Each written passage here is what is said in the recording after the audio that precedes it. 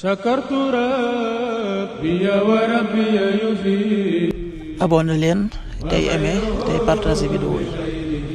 bi xayrihi laysa yufi.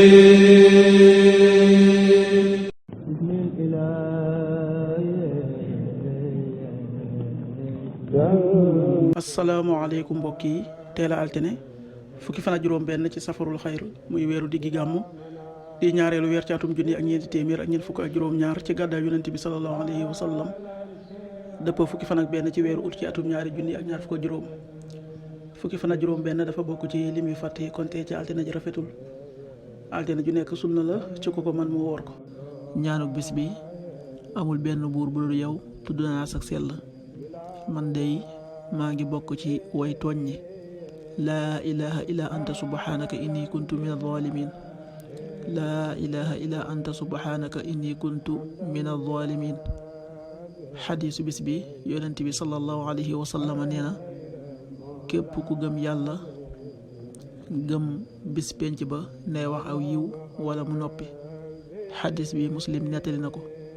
qaala rasulullahi sallallahu alayhi wa sallam man kaana yuminu billahi wal yawmil axir falyaqul xayran aw liyasmut. rawaahu muslim.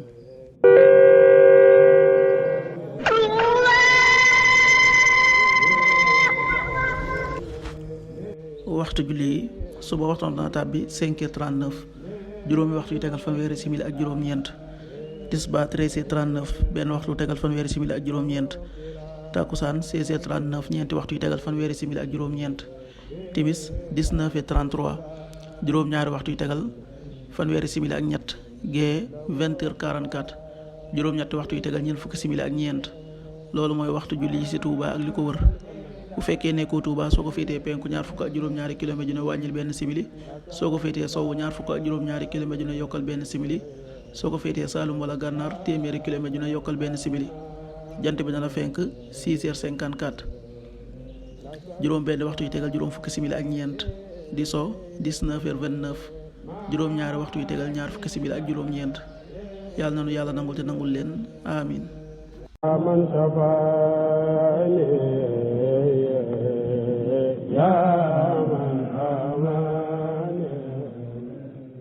sakartu rabbi wa rabbi yufi.